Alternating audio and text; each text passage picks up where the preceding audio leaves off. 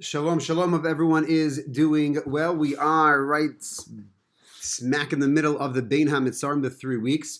We get the name the Bein HaMitzarim, between the straits. It's a pasuk very early on in Megillas Eicha, and I heard a beautiful pshat. So we call them Bein HaMitzarim. It's between the narrows. It's between really the 17th of Tammuz, Yeshiva Sabbat Tammuz, and Tisha B'av. But the pasuk means Kol Rodfeh Hisiguha. Right, all her pursuers, everyone who looked after her, who chased after her, right? Yerushalayim, Sigua grabbed her, caught her, overtook her. Beimin Hamitzarim within these narrow places. So the Rebbes usually like to explain in a Hasidic Torah. They say no, that these 3 weeks between Shiva Asar B'Tammuz and Tisha B'av, they're ripe for growth. Anyone who is pursuing HaKadosh Baruch Hu, anyone who's pursuing a greater, more intimate, more special, more committed, devoted relationship with God will get Hisigua Bein HaMitzarim. During this Bein HaMitzarim time, Hisigua, you will be able to accomplish the amount that we could accomplish in our own personal growth during the 3 weeks is unimaginable. I hope everyone is not just staying by and surviving, but hopefully we are growing, and hopefully this year will add to your growth.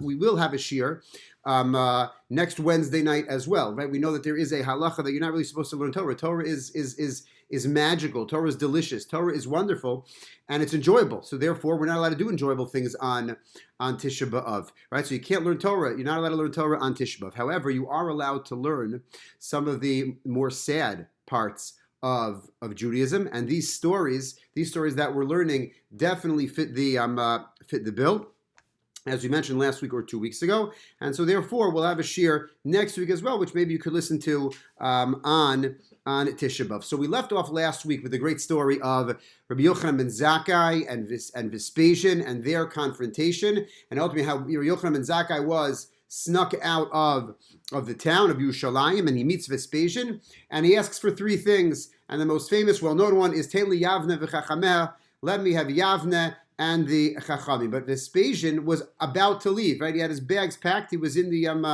the last boarding call, and he was going back to Rome because the Caesar had died, the emperor had died, and he was going to become the next leader of of Rome. So who's going to take his place? He needs a substitute to take over Yerushalayim. Who is that? So we are on Daf Nun Vav Amud Beis Azal Shadre Letitus.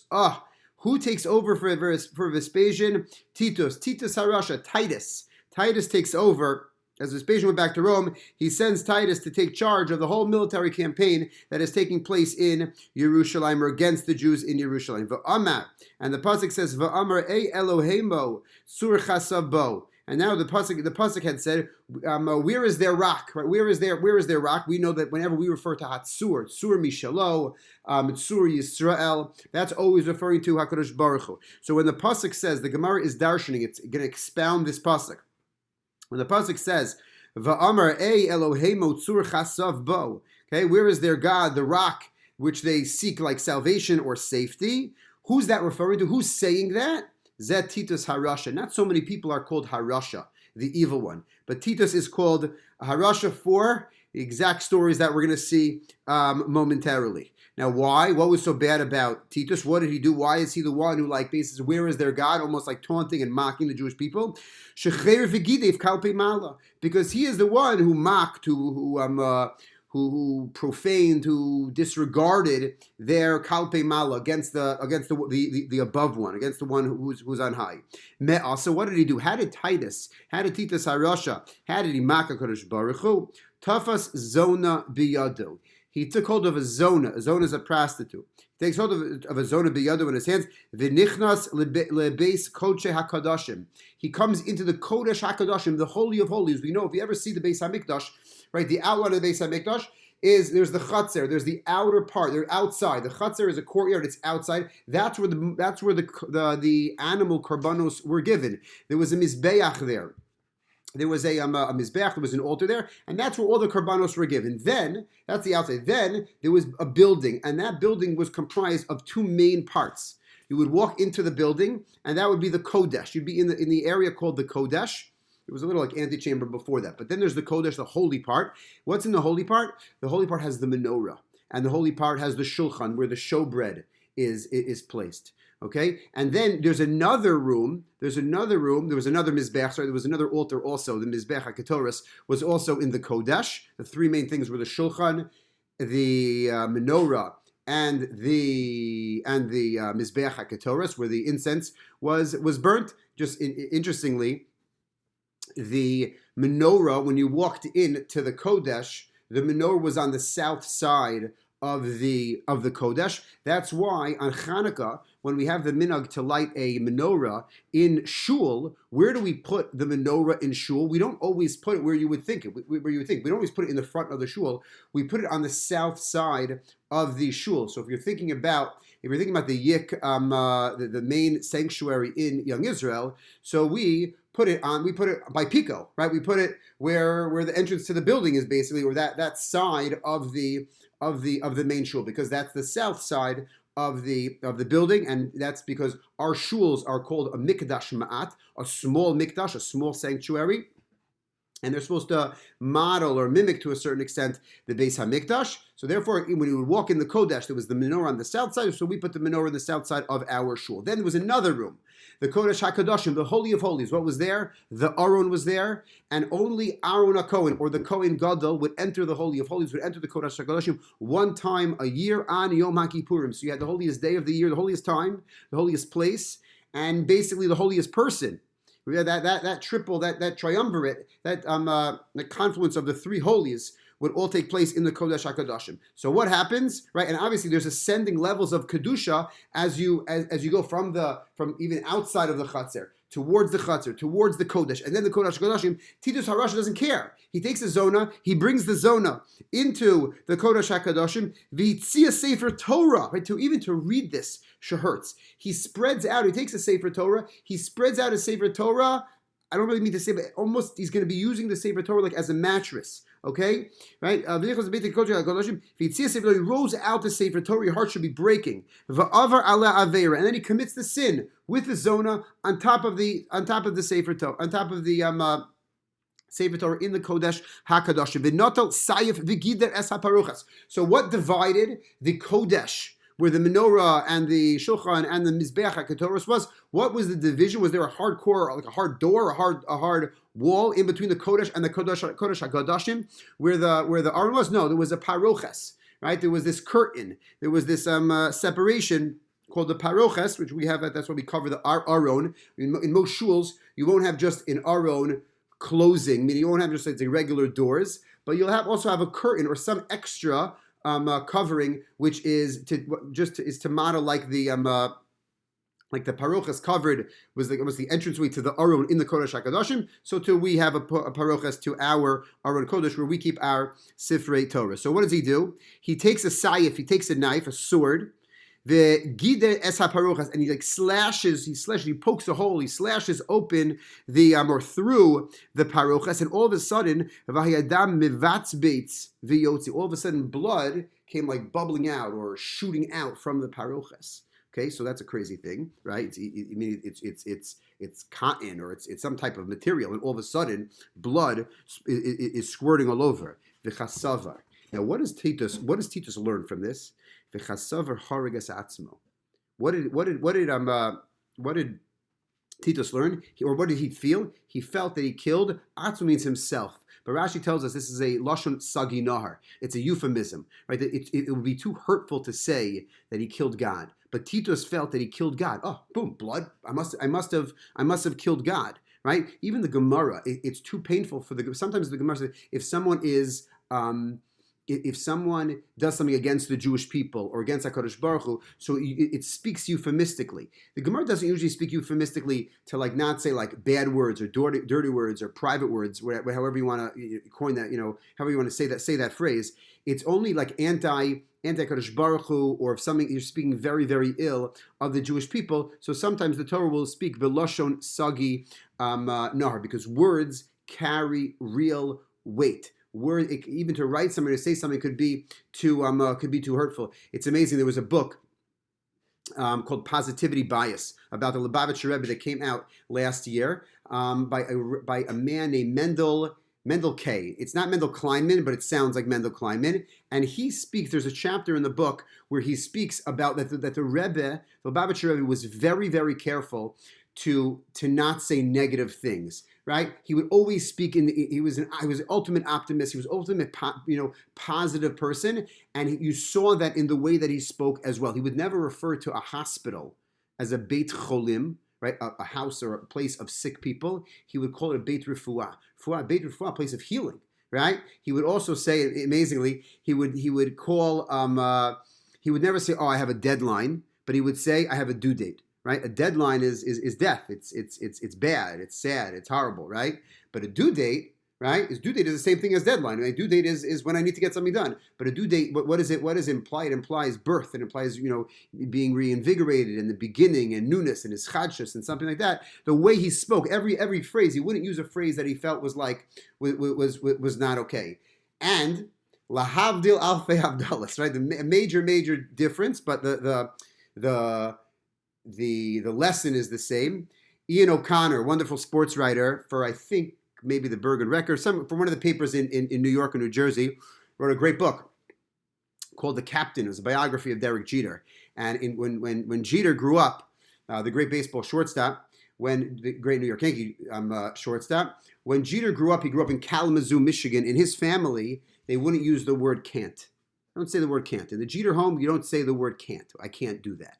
I can't do it. No, that shows that puts a ceiling on your accomplishments and what you could ultimately achieve. Words carry great weight. How do we get there? The Gemara says, right? What it says is that Titus felt that he killed himself. That means that really he felt that he ultimately killed Hakadosh Baruch Hu. And then he quotes a pasuk Shenemar Shagut Zorecha B'Kerev Mo'adecha Samo Osam Osas. Right? That Hakadosh Baruch Hu, your enemies roared. Right? Your enemies were roaring. That's Shoag. In your meeting place, and they established their signs as true signs. So he felt that this was a sign. He just took this as a sign that he killed Hakadosh Baruch Hu. Abba Chanun Amar. Now Abba Chanun says, "Michana, we have something else." Oh, he's going to darshan two other psukim. Sorry, Micha Mocha Chasin Ka. That the pasuk says, "Who is like you, Chasin Ka, the strong Hakadosh Baruch Hu? Micha Mocha Chasin Vikashe." Abba Chanun is darshaning, is expounding this passage to say, who is like you, the strong and firm one? Why? You heard all the blasphemy, all the disgustingness that Titus did and said about you, and you were shosek, shtika, and you were quiet, right? Meaning, either you didn't take it out on him, or I think some of the Mefarshim say that, no, you allow, sometimes a Russia, he enjoys Olam Hazeh. He enjoys this world. He's going to save the destruction. He's going to save it. He's basically going to save it for later. Titus right now is doing what he had to do, or he felt he did, or this or that. But HaKadosh Baruch Hu stopped him. Maybe he felt, God, held back because HaKadosh Baruch Hu felt that this is what the Jewish people needed.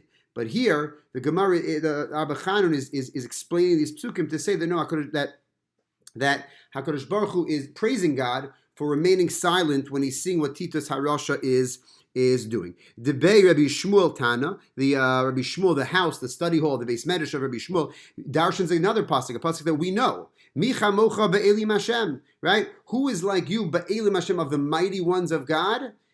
Elim could mean strong, or it could also mean Elim is a mute. An Elim is someone who can't speak.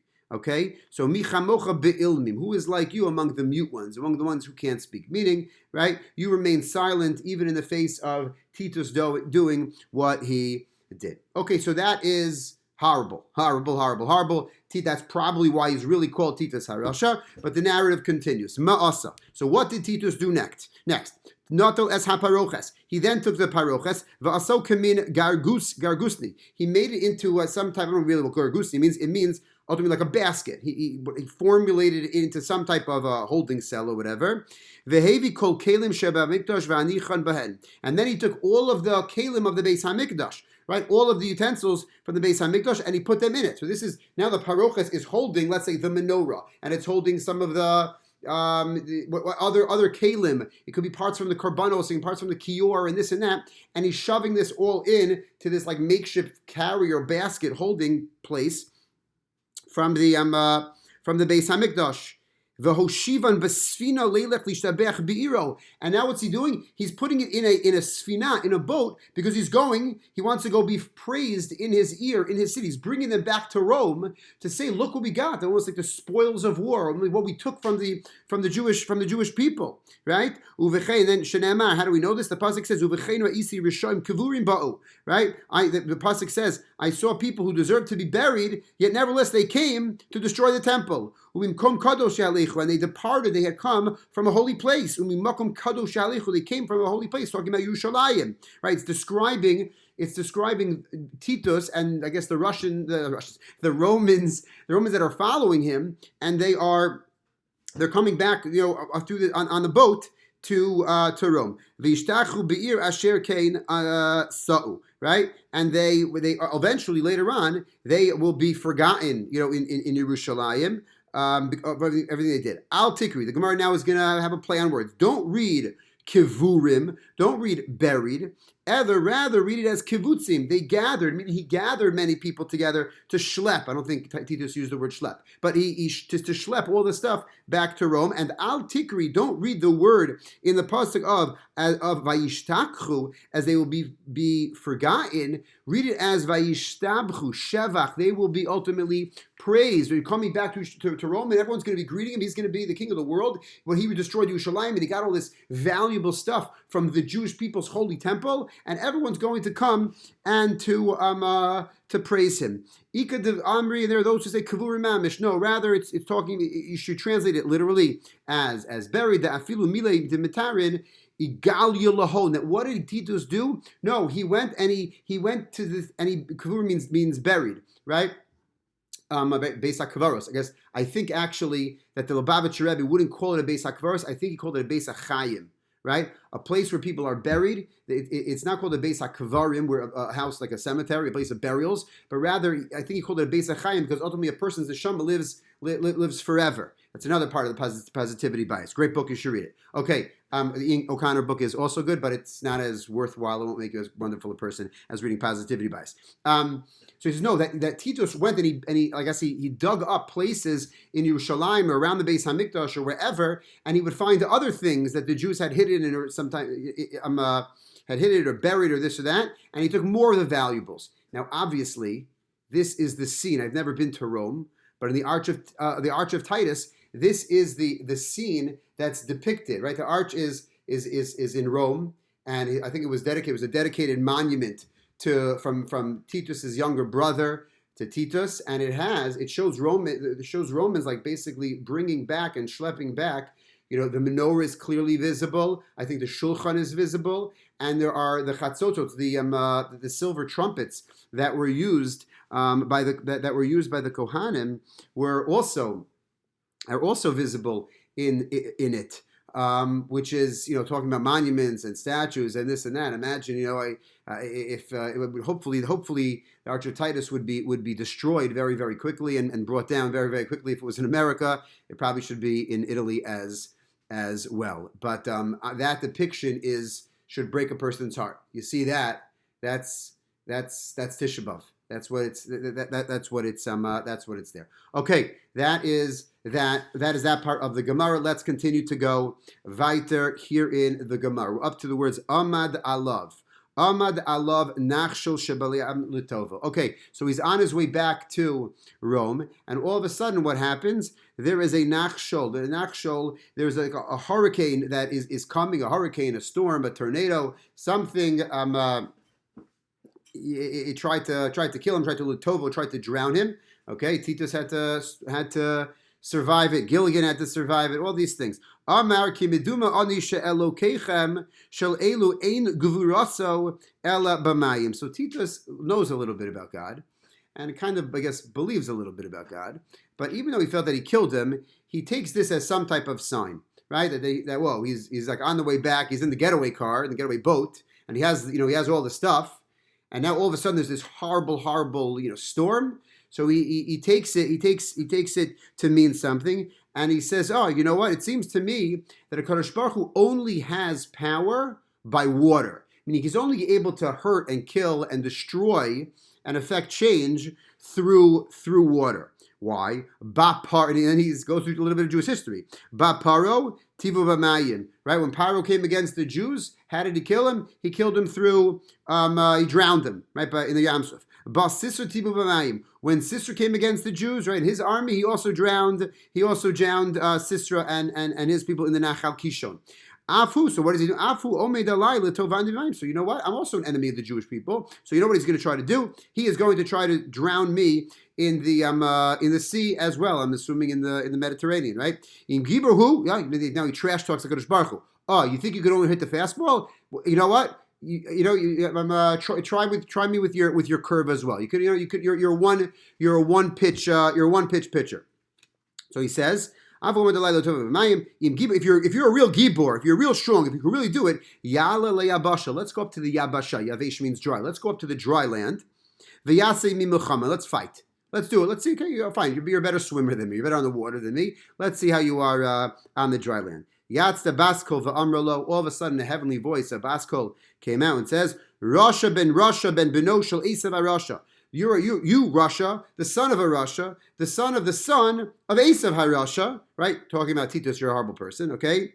Birya kala yeshli ba'olami. I have this little small creation, this little small creature, the yatush shma, and it's called a yatush. It's a fly, a gnat, a mosquito, okay? Amai karile birya kala. Why is it called a puny small little fly? The Gemara says the ma'alna isla umapakna leisle, right? Because it has an entrance. I mean, it can take things in, but it can't take things out. That's why it's called small. Okay, so he says aleli abasha b'tasa ima milchama. Let's go fight on the dry land. Ali abasha, Titus then comes on the dry land. Ba yatush v'nichlas b'chotmo. All of a sudden, this yatush, this we'll call it a gnat or a mosquito, the fly, it comes up and it comes to b'chotmo in his nose. V'nikar b'mocho sheva shanim, and it's in his brain and it's banging in his brain. This little gnat is banging inside Titus's brain sheva shanim for 7 years. Yom echad, one day.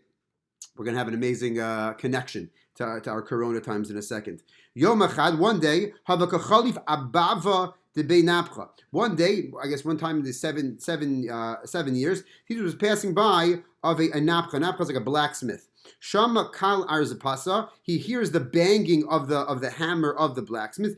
Ishtik, and all of a sudden, the gnat that's in its brain, in Titus's brain, stops like being annoying. Stops like whatever. Okay. Amar ika takanta. He said, oh, awesome. I found like the cure. I found the potion that's going to help me, the remedy for me. Every day he basically brought the blacksmith. Titus controls the world, right? Controls Rome. He brings the blacksmith, and the blacksmith, whatchamacallit, the blacksmith is banging, and Titus is there because now he feels great. So I don't know, maybe he's having a margarita, whatever's going on, but he feels great because the gnat's not able to destroy him, to hurt him, to annoy him.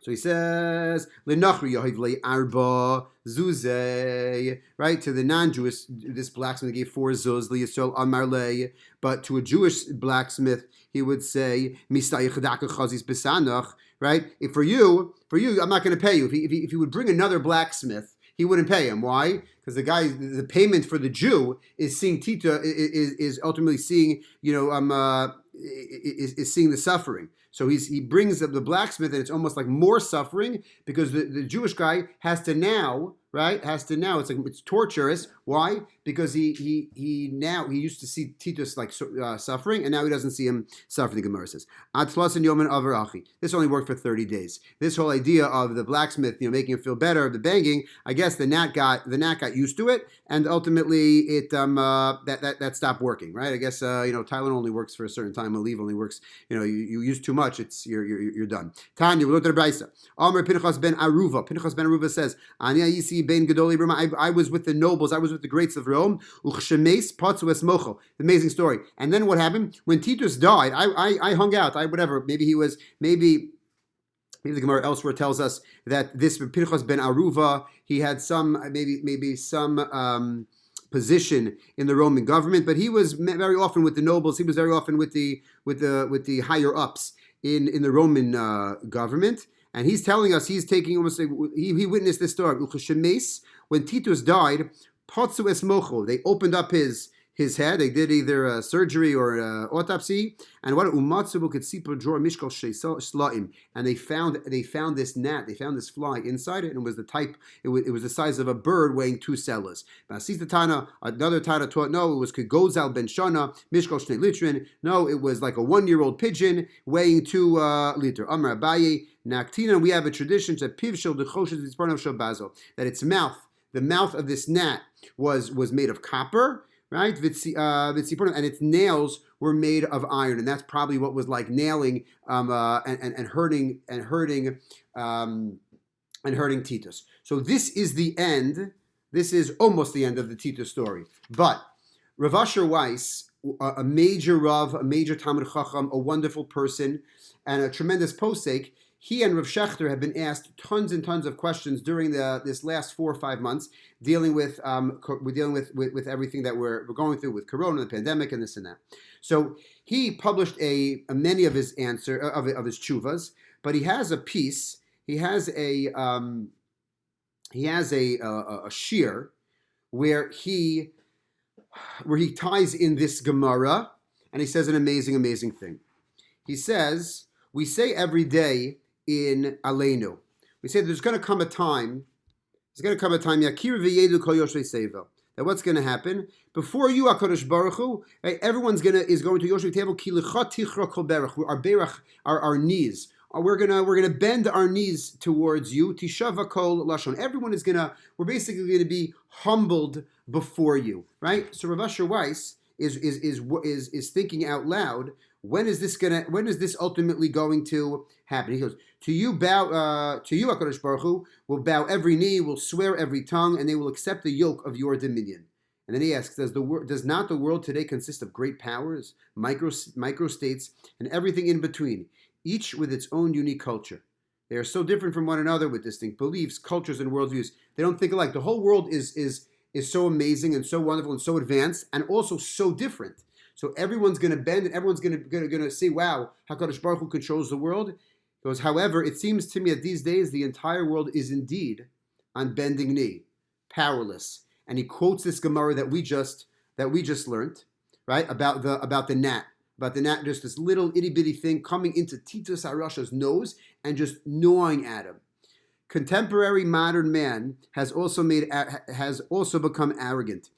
He has already walked on the moon, sent a probe to Mars, and invented the means to retrieve any information from anywhere in the world instantaneously. He studies and discovers the secrets of science to the point where he feels he is master of his fate and in control of his life and his environment. It seems as though a divine echo has gone forth and said to him, I have created in my world a tiny creature, immeasurably smaller than a gnat, so small as to be invisible. It is called a virus. Come upon the dry land and do battle with it. The entire world, he writes, is on a bended knee, begging for its life, powerless to defend itself from this tiny creature. Yet we still have not merited that. Okay, and then he ultimately goes on. I just thought a wonderful.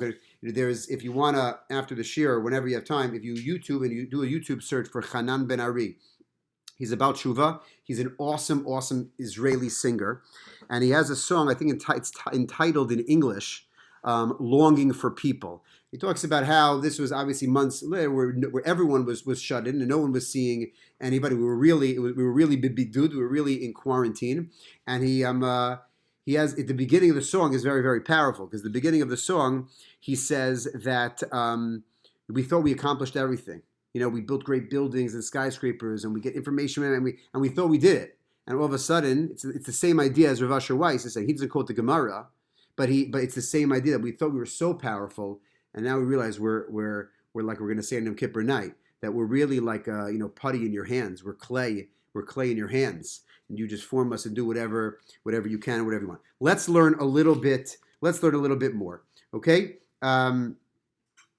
So ki kahava mayes. Okay, when Titus was dying, Amrlu, he said to everybody who was whatchamacall, he said to everybody who was present, Likhu lahu gavra, why don't you burn that man? I mean, he burned me, take my body, and what's the word when you just burn me? Ulevare likit me aisev yameh, and scatter my ashes over the 7 seas. right? So the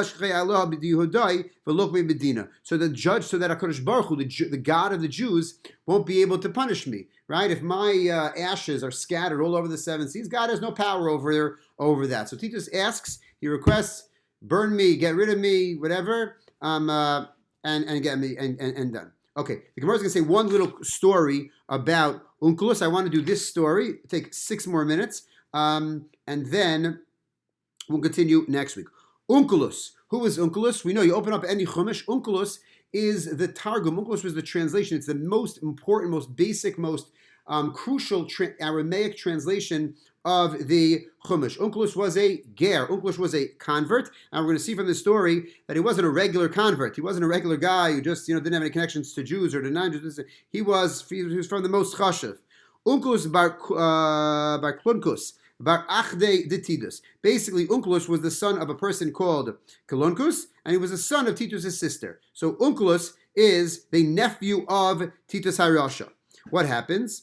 Havabai ligure. He wants to convert. Onkelos is a ger. Onkelos here now. He wants to convert to Judaism. So what does he do? Azo aske Titus be negida. He goes and he raises up the, he raises up the spirit of Titus. Titus has died, so it's called, I think the fancy word in English is called necromancy, right? He brings Titus out of the dead and he schmoozes with Titus. This is obviously an Isser. In Onkelos is a pasuk, I think in Re'eh or Shoftim, that you can't be a Baal Ov. You can't speak to the dead. Necromancy, that's an Isser D'Oraisa, right? It's a biblical commandment, a biblical negative prohibition you're not allowed to do, but Onkelos isn't Jewish now, so he could maybe do Baal Ov, right? So he goes, he wakes up Titus. I don't know if that's the right way to talk, but Amarle man chashivo alma. Amarle, he asks him a question. Man chashivo alma. Question. Who in the next world? Who's chashiv in the next world? Who has box seats? Who is given the most kavod in the next world? You're there. You're dead already, Titus. Give me a little heads up. Who are the chashiv people? Who are the who's on the board? Who's on the board in the next world? Amar le Titus answers Onkelos Yisrael, the Jews. The Jews are all sitting. They all have the best seats. Ma'ilid buke behu. He says, what do you think, to attach myself to them? He says, Titus, what do you think? What's your advice? Should I attach me? Should I convert? That's what he's asking Titus. Amar le Titus answers, Milayu nefishin velo matzis lekumei. Says, no. Their laws, we probably feel the same way, right? Their laws, they have too many laws. They're too many. They're too numerous, right? Velo matzis lekayumne. And you're not going to be able to do all of them. It's just 613 and all their abundance. It's impossible, right? You're not going to be able to hack it. Zil igari buhubau alma. Right? You know what you should do? Oh, Titus is such a good boy. Just go attack them. Vahavi Resha, and you'll become their leader. Meaning, go attack them, overtake them, become their leader. Dichsiv, and he quotes a pasuk, right? Kol hametzer liyisrael naser rosh. Whoever prosecutes, the verses, persecutes, metzar, troubles, whoever brings troubles on the Jewish people will become their leader. Amar le, dine dahu gavra b'mai. So what's your punishment, right? So you're saying, basically, Titus is saying, you're not going to be able to really join them. So just overtake them, and you'll be the leader of them for a little bit. What does it help, right? Right? So he says, what was your punishment? Titus, you're basically telling me to do exactly what you did. So he says, right? Every day they gather. Every single day, Titus says, they gather my ashes, and I am judged. Right? And then once again, he's burnt again, right? And then they're thrown away. Next day, gathered. Right. So every day, Titus is judged. Okay, that's so I don't know if Onkelos learned anything from there. So what does he do? Now he goes, Azal aske libilam. Then he goes and asks Bilam. He raises Bilam up, right? The word benigida means this necromancy, right? This balas ov. And he says to Amar le, man chashiv bo alma, right? Who? Bilam, tell me, same question. Who are the chashiv people in the next word? Man chashiv bo alma. Amar le, Bilam answers, Yisrael, the Jews. The Jews get all the kavod. It's not the richest or the best looking or the actors, the athletes, whatever it is, right? Or the strongest. The Jews have the most kavod in the next world. Should I attach myself to them? Should I convert? Should I join?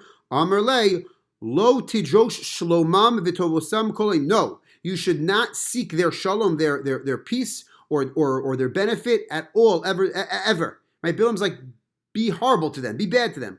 Amar le, Unculus asks him, Dina Bogaver b'mai. How are you? What's your punishment, Bilam? Meaning, this is your idea. What a great idea! You're amazing. Okay, so he says, how are you punished every day? I mean, how are you spending your days in the next world? Amar le b'shichvat zerotachas. I'm punished in boiling semen.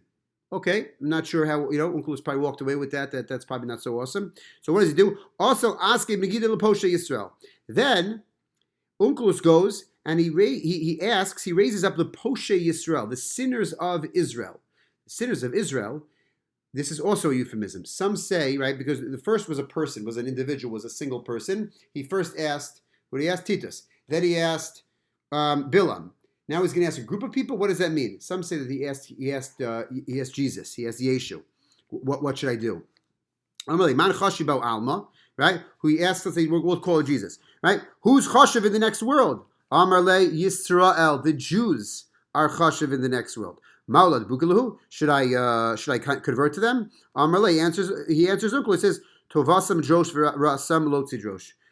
Look for their good, do good for them. Tovasam Josh, seek out their good, meaning try to help them, try to be good to them. Ra'asam Lotzi Josh. And bad and trying to do evil, don't try to do that. Why? Because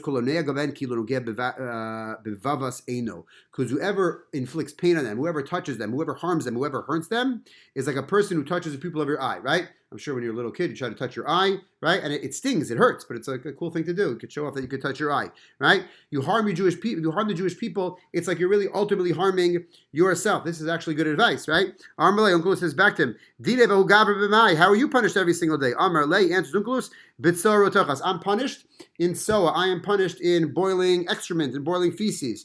The Amar Mar, this is what Master says, this is one of the rabbis says, whoever makes fun and mocks the words of the Chazal of the rabbis, Nidon B'tzor Rotachos, is judged by Benidon, is judged in boiling excrement, boiling feces. Then the Gemara kind of has like a nice comment, finishes off this section with kind of a nice comment, about Jesus, or about this Poshe Yisrael, whoever exactly it is. Ta Chazi, come and see Ma bein Poshe Yisrael and Nevi Omo Salam. What a difference there is between the Poshe Yisrael, who will say is Jesus, versus the Nevi'as Olam, the Navi of the Umas Olam. Bilam, he was the Navi, right? He was the Navi for the non-Jews. That he says, even in Shemayim, just kill them and hurt them and inflict pain and be disgusting to them. Jesus at least the way the Gemara, or understand the Gemara, that he, actually learned something. I will say one thing, and people see, whenever, we'll leave with this, whenever you ask advice, you see from Unculus, you should probably not only ask one person, right? I mean, maybe that's the bad joke about Jews. They're annoying patients because they're always asking for second opinions and third opinions. But that's not, you have a real decision on your head, a real decision to make. It's probably healthy to not just ask one person or even two people, maybe to get three people, right? Sometimes you're going to have one person that's on the left, whatever exactly the left means, right? Lenient or whatever, and then you have a right, and then you have a person that's in the middle. But at least you hear different sides, right? We live in a world where no one wants to hear different sides. But here, at least when you come to ask advice, you can learn from Unculus that you ask a couple of people, so you can make a more informed decision, and then you can go on. We will continue next week. Everyone have a fabulous, fabulous week.